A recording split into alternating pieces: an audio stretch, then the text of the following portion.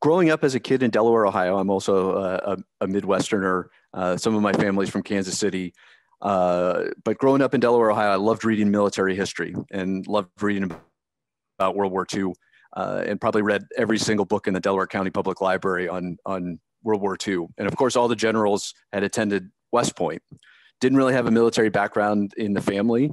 But when it came time to apply to colleges, I applied to West Point. I got in and decided to go.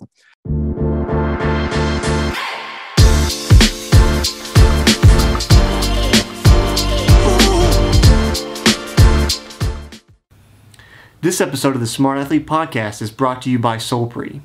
If you're active at all, whether you're running or simply out walking for the day, you've probably experienced one of the number one problems that active people have, and that's chafing. Solpre's all-new, all-natural anti-chafe balm solves that problem while feeding your skin the vital nutrients it needs to be healthy. If you'd like to stop chafing once and for all and treat your body right, go to Solpre.com to check out the anti-chafe balm today. That's SOLPRI.com. Welcome to the Smart Athlete Podcast. I'm your host, Jesse Funk. My guest today is going to take me outside of my comfort zone for sure. He is a retired U.S. Army colonel after spending 24 years in service. He's the author of the upcoming book, Grow Your Grit. He graduated from West Point and also has 2 master's degrees. Among his decorations, he was part of a battalion that earned the Valorous Unit Award, which we can ask him about if you don't know what that is. He's personally earned 4 Bronze Stars and his Ranger tab, among many other decorations. Welcome to the show, David Fivecoat. Thanks, Jesse, for having me. Super excited to be on your podcast today and talk about being a smart athlete. Absolutely. Thanks for coming on. The thing now, I ask people about their names all the time, and most of the time I'm just asking about pronunciations. But between the two of us, it seems like we have thematic names. Like my last name's Funk, and I'm now back into composing music, so it's a musical name.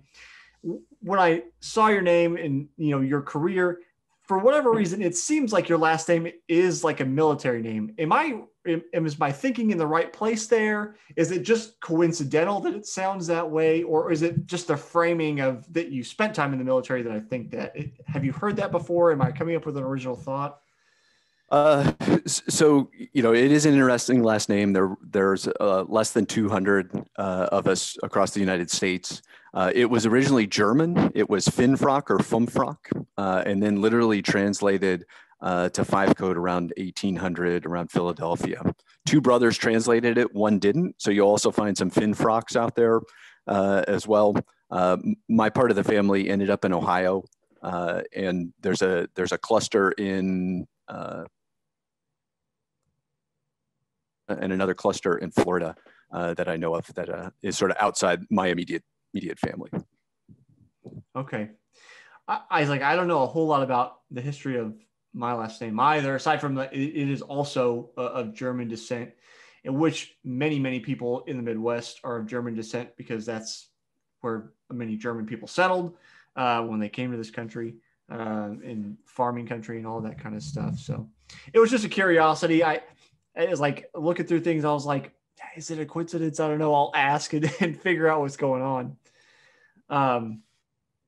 So the one thing that sticks out to me for you in particular, and I have friends who have served or are currently serving in various branches of the U.S. military, but the majority of them seem like they're in for a relatively short time and then are out, whereas you spent 24 years in the Army. How did you become a lifer? Where does that decision come from? Yeah, no, that's a great question. So growing up as a kid in Delaware, Ohio, I'm also a Midwesterner. Some of my family's from Kansas City. But growing up in Delaware, Ohio, I loved reading military history and loved reading about World War II, and probably read every single book in the Delaware County Public Library on World War II. And of course, all the generals had attended West Point. Didn't really have a military background in the family. But when it came time to apply to colleges, I applied to West Point. I got in and decided to go. The West Point experience is a little different than your normal college experience. But I had some grit. I stuck it out, and I'm an infantry officer. And my mantra throughout my Army career was I was going to stay in until it stopped being fun. And I got to the 5-year point, which is your initial obligation that you owe from attending West Point. And I was still having fun. I was like, oh, I really need to go be a company commander. And then I went as a company commander in the 82nd Airborne Division, really enjoyed that time. 9/11 happened, and I was like, oh, I need to stick around and keep doing this. And, it just kept rolling and rolling and rolling until all of a sudden, you turn around and you're like, wow, I did this for 24 years and it was a lot of fun. But now it's time to try something different. And so, at that point in time, at age 46, I made the transition from the Army and transitioned to the corporate world and started doing leadership training with a company. And then back in March of last year, I decided that I wasn't being gritty enough and I needed to stand up my own company at the cusp of the pandemic. And so I stood up my own leadership training and consulting company, the Fivecoat Consulting Group, last March. And it's been an extremely interesting experience, standing up a company, growing it, trying to figure out blogging and how to build your own website and do all those different things that are part of being a small business owner. And so each of these endeavors, from West Point to the military to now trying to run my own company, have really been a challenge that I've enjoyed and had fun at. And I'm at the same point in this job of, hey, I'm going to keep doing it until it stops being fun. And then I need to go find something else to do. It's interesting you say that. I was just on another podcast myself, the Athlete Mindset Academy. And I'm this episode will probably come out before my episode of that show comes out. But one of the things we talked about and they had asked me about was basically like, why are you doing what you're doing now? Because like I'm past the point of trying to chase a professional license and in like very likely last few years of being able to be lifetime fastest times, if that's even possible. So like, why are you doing what you're doing? Well, because I find joy in it. And like, that's something I try to advise to so many people, especially people that are around me and say, oh, I don't like running. I wish I liked running. It's like, if you don't like running, like you don't need to feel bad about it. Just find something that you do like doing and do that. Like now we both know, and you obviously have written a book about it. It's like, you need some ability to endure like uncomfortable or distasteful situations sometimes. But if you're never having fun doing it, like you're just not going to last at whatever it is. So it's interesting that was one of your main motivations for staying in. Yeah, no, the getting yourself out of your comfort zone and pushing yourself a little bit is one of those things that has meant a lot to me. I know it means a lot to you. That kind of willingness to do that, and I agree with you on the physical fitness. I used to really enjoy running. I've got some ankle issues that don't make it nearly as enjoyable these days, but I still get out there and do it a couple of times a week. But I really enjoy bike riding, and for whatever reason, I'm now about to turn 50. I can still keep up with the fast group here in town, and I can snag a Strava segment or whatever, but it involves some suffering to get there, right? You've got to put the work in, you've got to, do your hill reps or your sprints or whatever. So you've got that speed so you can do that. But I enjoy it. I don't know why, but riding the bike is a lot more enjoyable. Getting in the pool, not as fun. I got in the pool for the first time this week in over a year. And it took a lot of mental effort to convince myself to actually go down to the pool, get in the pool and swim for not that long. But and then you get back in the pool and you realize your balance point is all bad.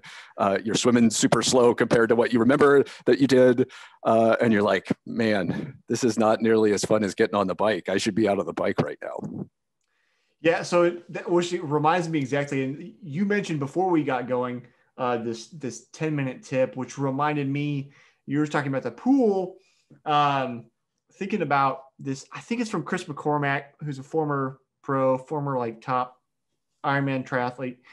And I think it's Chris McCormack talking about if he had a day where he just didn't feel like doing whatever, say he didn't want to get in the pool and he's just like, I just do not feel it. He'd make a deal with himself and he'd say, well, I'll get in, I'll do one lap. And if I do one lap, I don't feel like doing it, then I'll stop. And if I do one lap and I feel okay, I'll do another lap. And then you kind of get in and it gets you in and it gets past that hump of like, oh, I don't want to do it. And it was like the exact same advice that you give to people, like with your, when you're coaching executives about, just go for 10 minutes a day to be active in some capacity.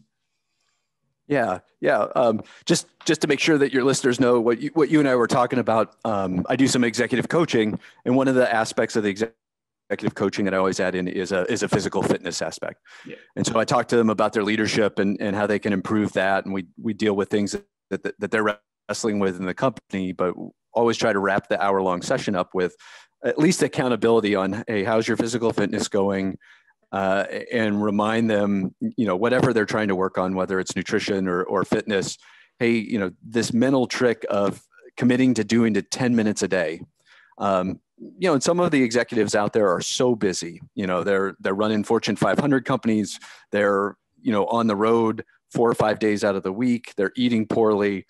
But this idea that if they commit themselves to doing 10 minutes of exercise and be okay with, hey, if that's all I get today, that's all I get. And that's all right. You're better off than having sat on the couch all day.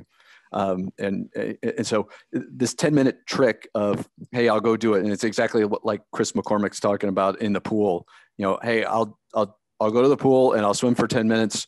And if that's all I do, that's okay. It reduces the time commitment, which tends to be the obstacle that most of us have with physical fitness, because we remember those 4-hour bike rides that were just awesome for our fitness level. And, we crushed this and all that. And, days when we're working, you don't have that time. And so a 10-minute, quick session of sprints or, running some stairs or doing some push-ups and sit-ups is enough. It gets you active, gets the blood moving, burns a few calories, and enables you to say, hey, I did something today. It was better than nothing, and I'll get back after it tomorrow. Well, and this is another trick that one of my college coaches uses for himself. And, post-college, talking about transitions. I talk about athletic transitions. We can get to military transitions here in a minute. But one of the things he did, he was a hurdler in college. That's not really a thing that you continue doing post-college unless you're doing it professionally or trying to go to the Olympics or things like that. And he was not at that capacity. And so one of the things he did is kind of like what you do with little kids. And I don't know if he literally did this, but this is the way he described it to me, is if he worked out that day in some capacity, he'd get a gold star on the calendar for that day. And it was like, how many days in a row could he get without missing? And maybe he just marked it. In my head, it's a gold star. So maybe I made that part up, but it was definitely like he marked the calendar in some fashion. And it was a motivation to him to not have any misses. And it's just like trying to keep that momentum going. And to me, it's so easy to beat ourselves up about, oh gosh, I didn't get in that 3-hour ride or 5-hour ride, or I didn't go out for an hour run. It's like, okay, but there is that momentum, right? Where if you miss a day, then it's like, it's easier to miss another day. So even if you can just say, hey, I walked away from, in my case, the office chair here in my office. I stretched for 10 minutes, did some calf raises or something. Good. I can check off another day. I'll get back on it tomorrow. That consistency, I think, breeds consistency. So I think it comes up in many people's lives that if you follow that kind of idea, you'll come to a better place than if you just say, I'll get to it tomorrow, even if you are trying to be honest with yourself and not like truthfully procrastinating. Yeah. One of the aspects of grit that I talk about is perseverance. And you're talking about, one of the subcategories of it, which is the streak and the power of the streak. There's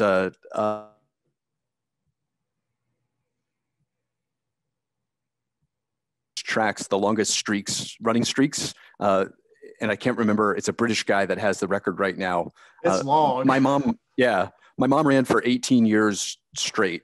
And she was a 5K and 10K runner, did one marathon, but she got into this streak and kept after it every day. I try to do same thing with you. I don't get a gold star, but maybe I should add a gold star to it. But trying to do something every day. My biggest thing now, as I'm almost 50, is making sure that I force myself to take that rest day, whatever that rest day is. And it can be an intelligent rest day. Frankly, a day in the pool is pretty much a rest day. If you're not doing 3,000 yards with 100-yard repeats on the 130 or so, right. something like that. But that can be your rest day. Is a light day in the pool, can really be that day that you take off and enable your body to rest and recover. That to me is one of the struggles that I have as an athlete, including making sure I get enough sleep, because I would burn the candle at both ends, both in the Army and now as an entrepreneur. You want to get all this stuff done. You've got a high capacity for work, and forcing yourself to get 7 hours of sleep a night, at least for me, is a little bit of a challenge. And I don't very rarely Garmin. I've got a Garmin watch. I don't know if whatever one you use, but Garmin only gives you. Garmin only gives you a check mark if you get 8 hours of sleep a night. So gotcha. on the reward system, I try to get that once a week, and I try to get over 7 hours of sleep. But man, in the Army, I was living on 6 hours of sleep and lots of coffee, because you had to get up and be in for PT at 5:30 in the morning. You work a full day. You're home, at 7. You've got to do the chores around the house, and then all of a sudden it's 10 o'clock and you're going to bed, and you're right back up at 4:45 the next morning. I often think about, so you are well versed in this culture, this idea of like work hard, hustle, have grit, have determination, push forward. And I think that message is useful, but sometimes I wonder, is there a balance to be had? Am I simply just soft? And I think about people like, so back on episode 56, I interviewed kind of a entrepreneurial mentor of mine, not a personal mentor, but he puts out content, Ezra Firestone. And he runs a like low to mid 8-figure e-commerce business. And I asked him, he works 6 hours a day, doesn't even work full 8 hours. And he makes sure he delegates to people to get things done, knowing that like he could put in 8 hours, 10 hours, 12 hours a day, but he's going to be trashed at some point and then not going to be productive. And he's just churning his wheels, trying to get things done, but he's basically wasting his time. So I always have trouble trying to figure out where the line is between getting enough done and getting too little done. Like I've tried to impose shorter work days on myself to say, okay, I've got to really just focus for 4 hours, crank everything out, delegate everything else. But then I still find myself coming back and answering emails in the evening, or just, so I struggle with that myself. And because, you've got the book, Grow Your Grit, coming out, and you talk to executives and coach executives. Is there a balance to be had? How do you, if there is, how do you find it? Yeah, that's the yeah. If you figure that one out, I think we've got another book in the making. Okay. There, it's the work harder versus work smarter. And I don't know if you read. Tim Ferriss wrote the book, The 4 Hour Work Week. Oh yeah, I've got it And somewhere. so yeah, I've got it. I got it on my shelf too, in the 4 Hour Body, and his point is very good, which is, hey, you need to work smarter. You need to delegate. You need to, but I think there's a contrast. And I think, when you're a solopreneur that is trying to get a business off the ground, there's a bit of, hey, I got to work harder rather than smarter. But I think as the business evolves, like your friend Ezra, you continue to work, you can change that balance and that mix. So you're working smarter. Yeah. We've been tied to the 8 to 5, work style. And all of a sudden COVID throws a wrench in the mix. Right. And all of a sudden we're working from home. And for me, at least, I'm super effective in the morning. I tend to like a 15-minute nap after lunch, and it's in one of my blog posts, so you can go back and look at it. So I say that that's pretty good. And then sometimes I mix in the workout in the afternoon because I don't really get back into high productivity until after dinner. And so I'll catch up on emails after dinner. And I'm okay with that because I know that I took the break during the day to, go get groceries or go do the workout or whatever. I am cognizant of other people's times and folks that don't work that way. And so I think one of the best inventions is the delay send on email, because I can check it off. I'm big on lists, and I have my list of things to do today. And I love checking things off. But it enables me to check it off that I sent the email to Matt about a future program. And I know it goes out at 8 a.m. tomorrow morning. So it isn't interrupting Matt's night, but I get it done, and it's on my schedule, and I'm able to work around what works for me. We all have to figure that out. We're all balancing, work, life, family, and all the other things. And so there is a sweet spot there, I think, where folks can figure out, hey, how can I work smarter at this? So I'm not just putting in the endless hours that may not be that productive. And so figure out the hacks or whatever you want to call them to do that. I just think for me, it's like figuring out and being honest in the moment. Am I being productive, or am I just like acting like I'm productive? Checking email, checking sales, spinning around, like looking at things, looking at my to-do list. I'm not actually getting anything done. I'm just trying to feel like I'm getting something done. And if I find myself doing that for too long, I have to say, like, that's it for today. And I don't always do that well. Sometimes I find myself going longer, feeling like I should be doing this. I should be doing this. And that's another thing I talked about on that other podcast I was on, is the danger of the word should. Like, I should be doing this. Well, yeah, but you're not. And if you don't have the capacity to do it, then should doesn't really matter. You're not ready to do it. Do it at a later date. So yeah, I struggle with that. Have you read the book, The Power of Full Engagement? I'm drawing a blank on who the author is, but I really enjoyed the book. The Army gave us a copy of the book, both before I took battalion command and before I took brigade command. I read it, and I've read it several times since. They're convinced, the two authors are convinced that, rather than working, you need to manage your energy rather than your time. And they're convinced that you shouldn't sit and work for more than 90 minutes, and that you should figure out ways to break up your morning or break up your day.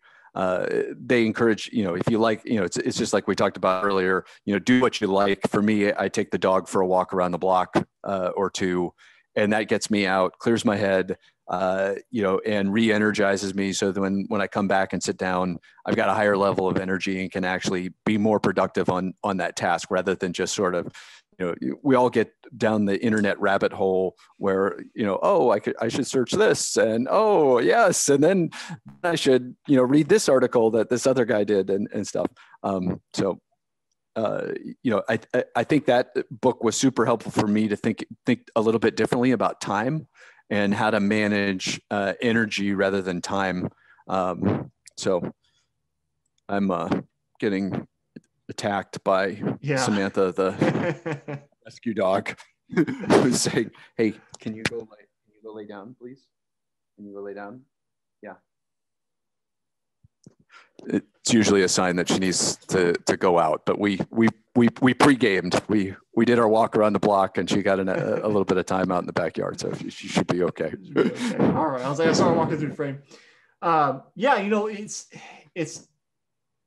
I don't know that I've consciously thought about it so much, except recently, that there's something interesting about if you just go take a walk, like get outside, just take a walk. I think in part for me, because I run or go swim or whatever as part of my day normally, but I know it's been like a boon for me that I go drop off packages. Like I'm still currently personally sending out some packages that we ship for Solpre.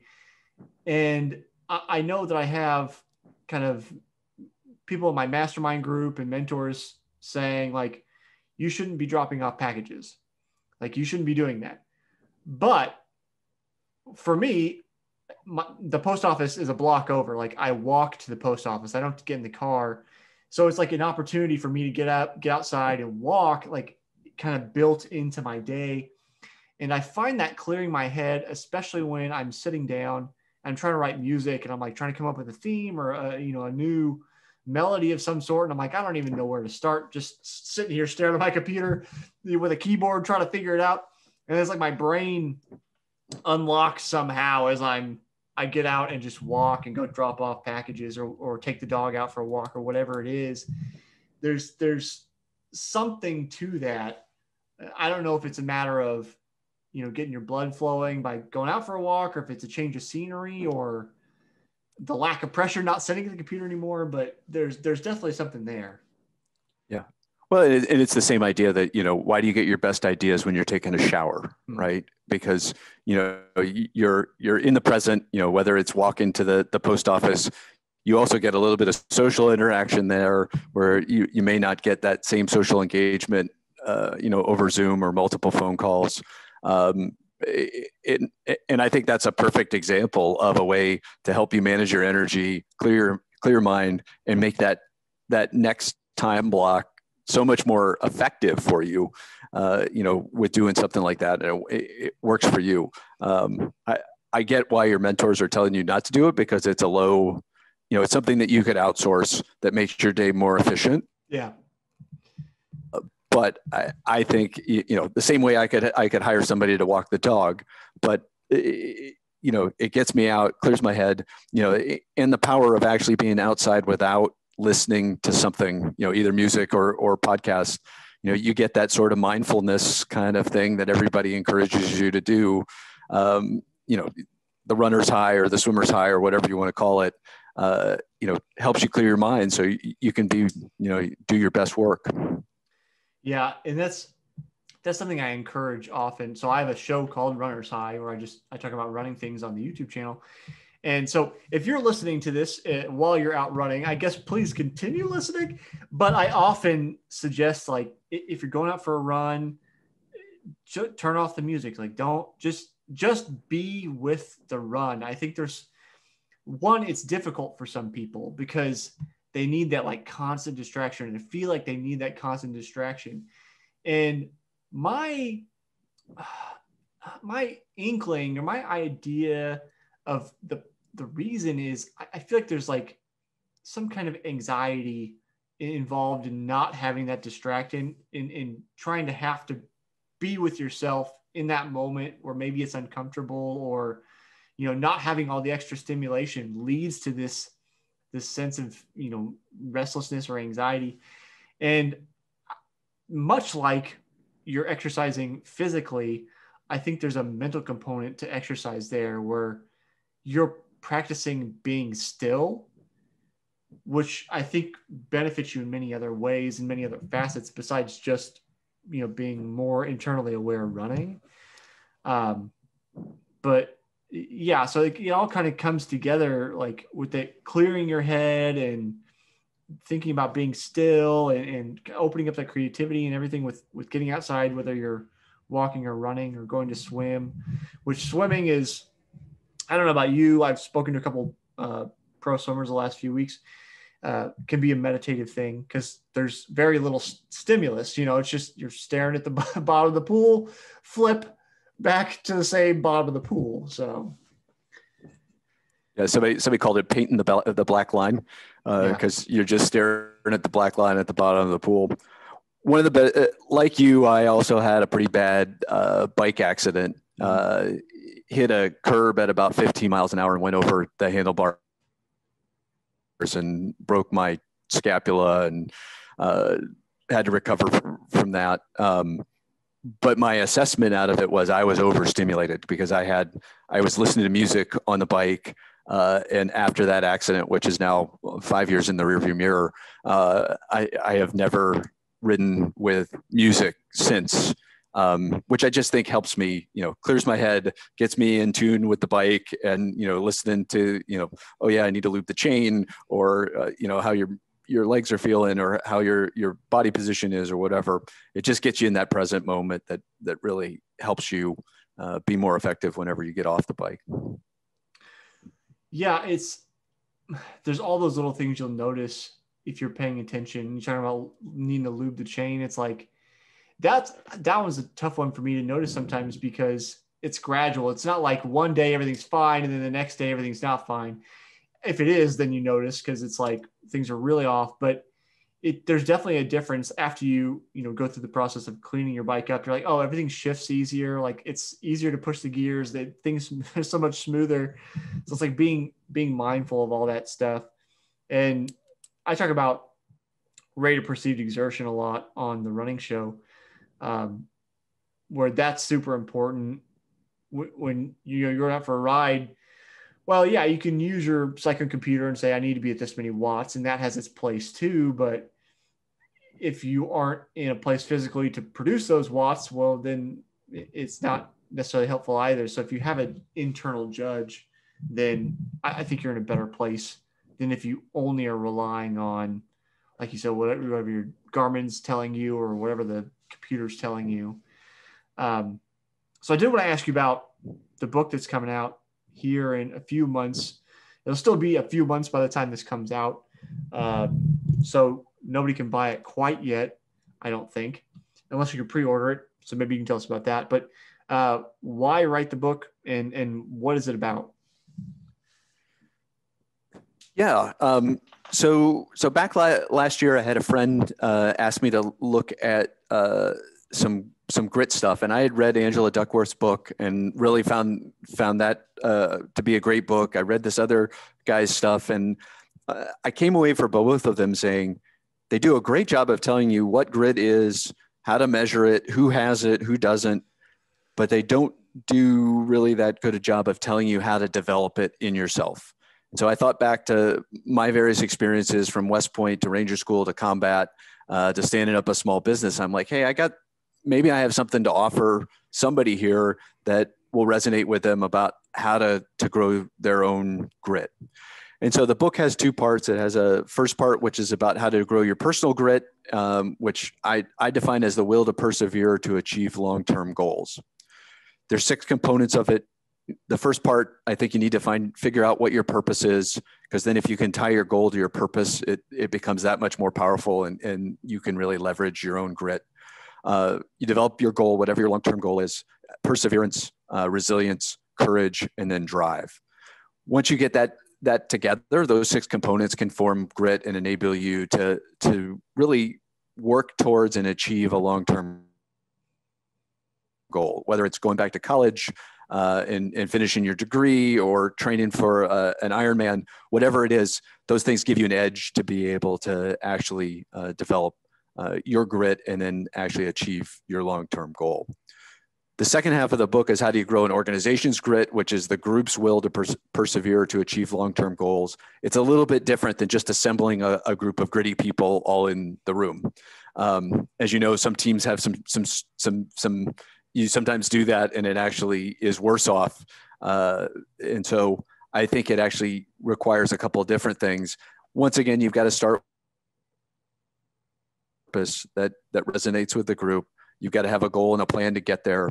I think a scoreboard is super helpful in this when you're trying to have a gritty organization.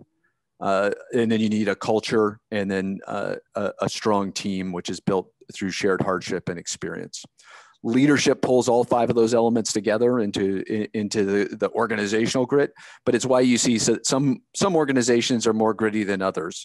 You look at different, I follow pro bicycling. You see why the different teams are better. For the longest time, Sky and Ineos were sort of the team, and then last year, out of nowhere, Jumbo Visma is a little bit stronger. They're grittier. They figured out a little bit of an edge on the competition, which I think part of it is due to their grit, and they're able to come away as the Tour de France champions. Or no, I'm sorry, he got beat on the last day by Pogačar on the climb. But anyway, those two things are powerful. I use some military experience that I've had. I've also include some of the corporate stuff that I've worked in executive coaching. It'll be out on the 12th of July. It's available for pre-sale on Amazon right now, only in Kindle form. Once I'm in the process of editing it with the editor, I've got another week with it. It goes back to her. And then once the inside is formatted, it'll be available for pre-sale in both softcover and hardcover on Amazon. I'm the only David Fivecoat on Amazon authors page. So it's pretty easy to find, although we're way down in the numbers on book sales right now. So you gotta go at least go down to the second page to find it. Well, I would think if there's only a couple of hundred Fivecoats in the US, it's probably likely that there's not another Fivecoat selling a similar book on Amazon. So you should probably be in the right place. But that's so one of the things I wanted to ask about grit, because I've thought a lot about determination and perseverance and motivation throughout my life. And it seems like generally I come by it in spades pretty naturally. And I always wonder why aren't other people as motivated as I am? Like, why does it seem like, not to say I'm special, but just I'm different, because it seems to serve me well. I get things done, and I just wonder why aren't they? So I've always battled with the question of, can you grow motivation? Can you start motivation in somebody? And I think grit goes along with that in terms of, can you give that to somebody? Can you grow grit in somebody? And then along those lines, if you can, do we have to start all over? Is it like going to basic where we've got to tear you down to build you back up, or can we just add on top of what's already there? Yeah. I believe that first off, that grit can be grown. It's not an innate trait that you're born with or you don't have. And so I think you can develop it through a variety of techniques. And then I also think there's a transitive property to grit, where if you develop grit in one arena, like you, for example, you were a college athlete, you were gritty, in that, and some of that has translated to your post-college life as you stood up two different businesses, built a couple different podcasts, and you've got that stick-to-itiveness or grit that just enables you to overcome obstacles, deal with setbacks, and keep putting one foot in front of the other in doing that. I think that is definitely there. And so how do you start? If you have somebody, and kids are great to work with, because I've got an 11-year-old daughter, and so working with her on how does she grow her grit. She's loves doing ballet. And so, that's her passion. And so we work with that. And then but she occasionally has setbacks with it where she's not comfortable with, what happened or where. And so talk about, celebrating small little wins. That's a great way to do it when you have some sort of big sort of goal. Hey, I want to stand this business up. And so celebrate those small little wins. Like we talked about earlier, that idea of the streak of doing something towards it. Maybe it's your side hustle of writing music. And so, you just commit that, hey, 10 minutes a day, I'm going to do something towards that side hustle. And then when you look back in 2 months, all of a sudden you've racked up, all this time and energy put into it, and you're much farther down the road than you would. I think some folks, one of the inhibitors is the fear of failure. And I've dealt with a lot of fears. I was a paratrooper. I did 102 jumps out of planes. I do have a fear of heights though. And so, that was one of those fears I had to conquer. And you've got to have that courage to deal with that fear and overcome it. I will say that despite all the fear that I dealt with in the Army, one of the biggest fears was the transition to standing up my own company and, not having clients come in the door for 3 months. That's a real scary feeling like, hey, am I going to be able to keep the lights on? Am I going to be able to make this work? Is this just a dumb endeavor? And you hear all those, I'm just an imposter, all those little voices are in your head. And so how do you develop that courage? A couple ideas there. First off is list all your fears out and then develop a mitigating method for each of those fears. In my case, with standing up the business, what's the worst that could happen? I spend some of my savings. It isn't, economically feasible, and I have to go get a real job at some point in time, or not do the entrepreneur thing at some point in time. I think those are super helpful ways. You see folks' fears manifest themselves in different ways, whether it's procrastination or, waiting for the perfect time. So I think that's sort of the hump that we have to get folks over, when you work with, maybe one of your partners is not as gritty as you are, and talk to them a little bit about, hey, what's holding you back? What's your fear? What's the fear that you're wrestling with? And then let's figure out some ways that we can tackle this and be better at it. That fear of failure, I think, comes up a lot. There's the fear of failure and there's the fear of succeeding too. But I think fear of failure is probably more common. And I think that comes up with people that procrastinate a lot. I mean, that's the reason to put it off. It's like, well, what if I do this and I'm not good at it, or I don't meet expectations? And it's like, well, I mean, like you said, what's the worst thing that happens? You tried it, it didn't work out, and now you find the next thing. You've tried it. That's one of my business mentors who I met, oddly enough, working retail. He's sold businesses and he's retired, and he does it just for the heck of it to get out of the house. He would encourage me early on and say, Jesse, like the thing is that you're standing up to the plate and you're swinging. Maybe you strike out, but most people don't even get up to the plate to bat in the first place. And I think that's a good place to come from, where it's like, most people aren't even going to play the game, pursue whatever it is. It's like, I think many of us as kids have dreams about this or that. I want to be whatever it is. Maybe in your daughter's case, maybe she wants to be a ballerina professionally. Maybe not. It's complete conjecture on my part. But it's like, if she comes to a fork in the road and says, well, this is the practical choice and I should become an accountant, but doesn't really have any joy in being an accountant, I wonder how much value she would end up adding to society by pursuing this thing that makes her miserable. It is valuable in that we need accountants, but if she was able to pursue, say, ballet and didn't make it,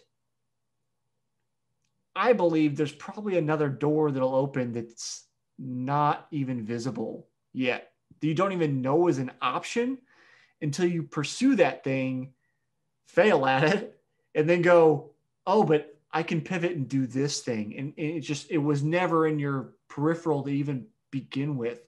It's this like leap of faith. I'm not really sure entirely where I'm going with this, aside from I think it's important to use that grit to move forward with goals, even if you have that fear of failure.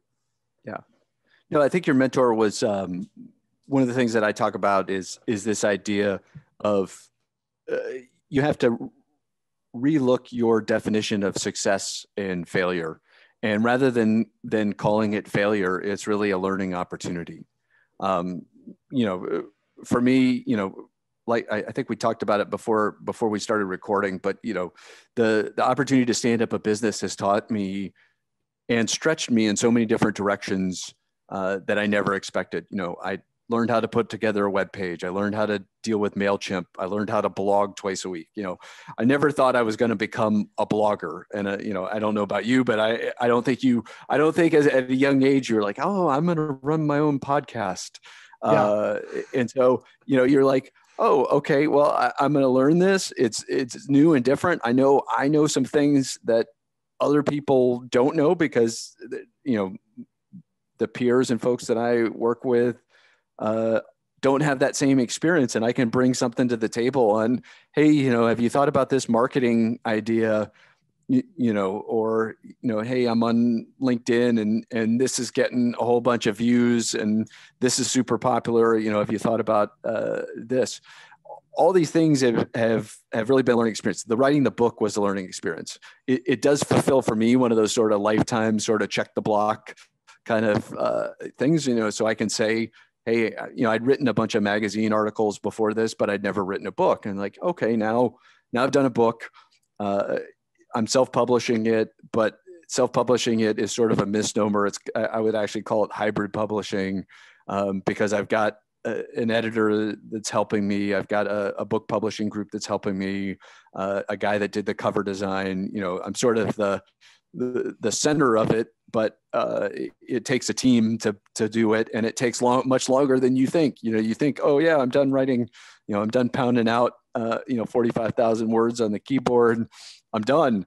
But no, it takes more work to make it better and make it into a book. And then I just discovered this week that I probably should add an index to it, which I hadn't been thinking about. And there's a whole group of people out there that are professional indexers, which I had no idea even existed. And there's a whole sort of society, and there's different levels. And so I will end up having to hire a professional indexer to index the book. And so all these things are learning and stretching and helping me grow as a person. And hopefully I use the blog as a platform to try to share some of these things with other folks. I've got a blog post coming up on writing a book. So anybody that, decides they want to write a book, here's 10 ideas and things to not do that I learned the hard way the first time through. And so it's been a fun experience for me. I think we've sort of hit it here a couple of times. That's sort of how I've approached life. I'll keep trying things, and I'm okay with getting up and swinging the bat, like your mentor said, and that's okay. Because I'd much rather be the guy swinging the bat than the guy, sitting on the bench and wishing that he had done X, Y, or Z. Yeah, you'd mentioned not thinking about starting a podcast, and that's absolutely accurate. And even when I decided that I was going to do it, I remember just thinking like, who's going to want to talk to me? Like, why would anybody talk to me? Like, I'm nobody. Why would anybody talk to me? So, being afraid of that. And like, what if I can't get anybody to talk to? And like, what if I can't get enough people to talk to? And what if I don't have anything to say? And I remember being just I kind of cheated for the first few episodes, and I had like my coach on. They're all people that were, well worth being on the show, but I had my coach on. I had a lady by the name of Gloria Stoverink, who actually was working for me at the time, creating recipes for the company. And then my friend Todd, who runs the sports performance lab at Mary Free Bed's rehabilitation facility. And they were all good, people to have on the show and very qualified to fit in the Smart Athlete podcast. But it's like, I like cheated my way through that fear by going, well, I already know some people, so let's use them and we'll get them going. And there's definitely been setbacks where I'm like, well, what now? And like finding people, it's like, how do I find people and trying to figure that out? And that there's that fear. And then trying to hire an assistant. I don't know how to hire an assistant. And I had an assistant and he did a pretty good job for a while, but then he couldn't dedicate enough time for me. And so I had to get another assistant and go through the whole process again. And it's like, I think something that's easy to forget is that even if we're afraid of starting something like I was with the podcast, there's several things that will happen and several good outcomes in that you're going to have setbacks. Like, doesn't matter who you are, doesn't matter what you're doing. Nothing's ever going to just be this nice straight line, positive progression. Like, you're going to have setbacks. So just accept that you're going to have setbacks. And I have this mentality when I start a business or I launch a new product or whatever. And I apologize for the French up front, but I call it a fuck up fund. And I say, whenever I'm starting something new that I don't know what I'm doing, I know that I need money to back me up because I'm going to screw something up and I'm going to burn money doing something I shouldn't have done because I didn't know better. And so I think about it the same way, whether it involves money or not. Like, I'm going to screw something up and then I'm going to figure out how to fix it. And so like, there's value in that and knowing that, hey, whatever it is, you can probably overcome it. But thinking about the idea of, I didn't necessarily think I was going to do this thing. And then where is it going to take me? I don't have hundreds of thousands of listens. Now, if you're listening to this, thank you for listening, for being one of my small group of listeners. Please share the podcast. But I get to talk to people like you. Like, you and I would not meet in regular life, generally speaking, and I've met more Olympians than I would have met in my normal life. I've met a few in my normal life. Met all kinds of different academic researchers, very intelligent people, well thought out people I love having conversations with, so that if nothing else comes from this show, if nobody listens to it, I still get the value and added benefit to my own life of getting to, being able to talk to very intelligent, thought out people. And where will that take me? I don't know, but I have faith that the interactions I'm having, like the one with you now, will play a role in my development. And that will probably come back out somewhere down the line and help somebody or make an impact somewhere.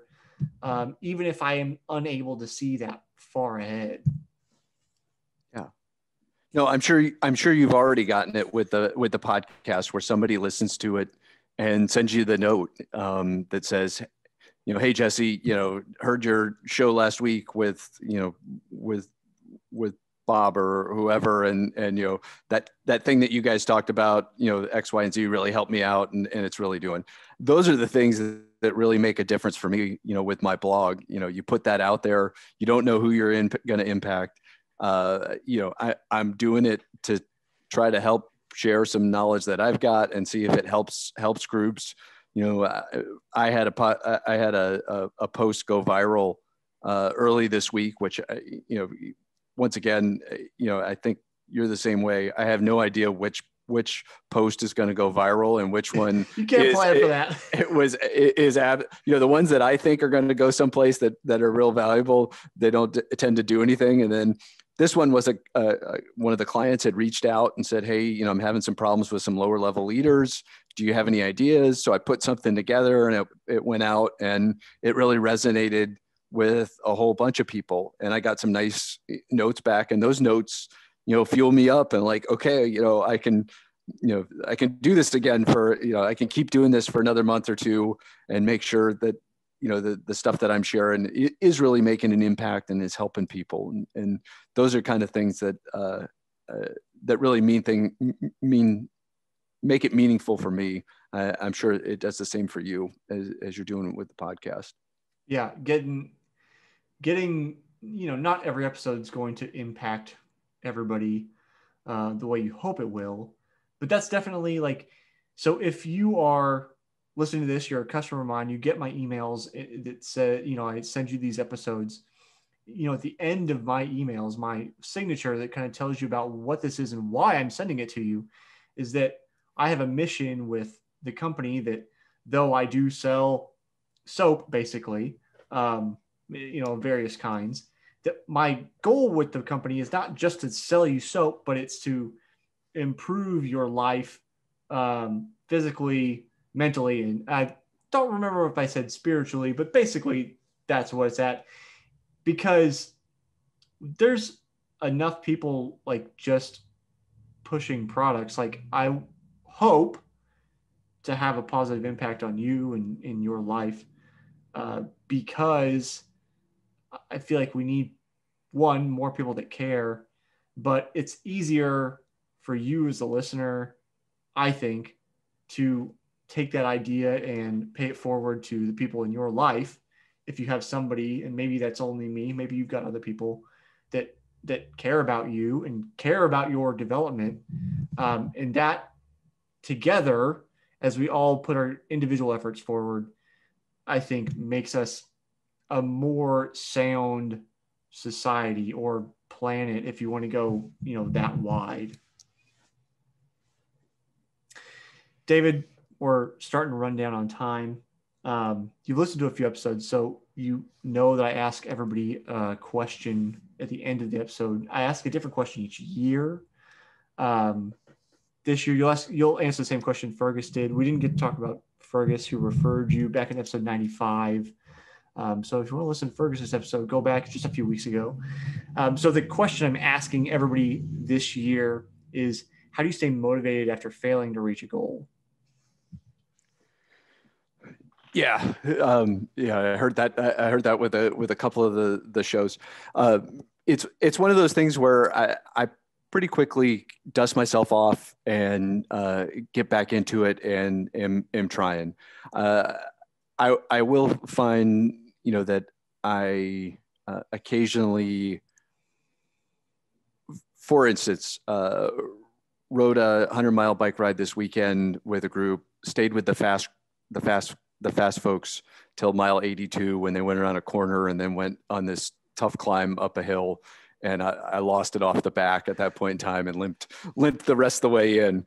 But it was a super fast, 20 plus mile kind of day. And I'm going to do another one. I've got another one signed up in another week.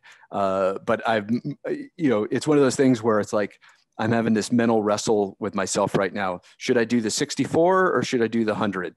Because I was right there with him up till mile 82, and I know intuitively that I should do the 100 because that's going to push me and stretch me and make me better. But it's like, do I take the safe route and only do the 64 because I know I can do that? That's easy, or not. I'll be back at it on the 100. I just gotta buckle down and say, hey, this is, you're going to do this.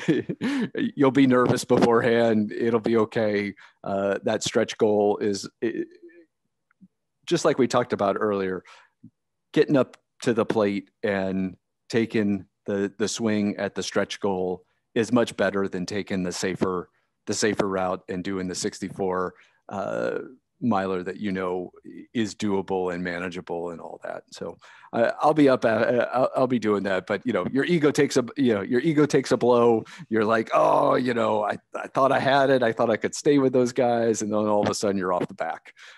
So I'll get back after it. It's one of those things where I've reframed it as, hey, it was a learning experience. I went a lot farther with those guys than I really thought I was going to be able to that day, because it was the first bike race I had done in over 14 months, I think. I think I did something back in January or February of 2020, but hadn't gotten out there and really hadn't ridden in a large peloton for, a year. And I'm like, this is a different skill set that I have not been practicing, to hang on this guy's wheel. I feel like I'm yo-yoing all over the place and all that. And like, I got to work on this and get out with the bigger groups, but I got my second vaccine shot. So I'm ready to get back out there with the big groups and really push myself again. So I'll be back after it on doing since now I committed it on your podcast. I'll be out there doing it in another week. It's called the Prison to Peanuts. It goes to Plains, Georgia, which is the home of Jimmy Carter. It's a nice flat 102 miles, about 3,000 feet of climbing. So it's nice and flat and fast, I hope. Yeah. Fingers crossed. Yeah. Well, yeah, you just written commitment to do it. So, I mean, if nothing else, it's a commitment to yourself to do it, because I mean, the likelihood of one of the competitors, I guess, watching it is probably low unless you give it to them to watch. But I mean, I think you know yourself well enough to be like, yeah, I'm probably going to do it. I just getting over that hesitancy. So, where can people find you? Reiteration, where we can get the book, any social, any of that kind of stuff. Where can people keep in touch with what's going on with you? Yeah. So like I said earlier, I blog twice a week. It's on my webpage, which is www.thefivecoatconsultinggroup.com. I also cross-post the blog on LinkedIn. So you'll find it under both myself and my company, TFCG, on LinkedIn. Those are the main ways to get in touch with me. My email is david.fivecoat@thefivecoatconsultinggroup.com. Shoot me a note. Love to talk to you about anything, whether it's executive coaching or just developing your leadership or grit. Would love to talk to any of your listeners out there that are interested to do this. The book's up on Amazon right now. And once I get the softcover and hardcover versions finalized, they'll be up as well. But right now, all you can get is Kindle. Good deal. David, thanks for hanging out with me today. All right. Thanks. Really appreciate it.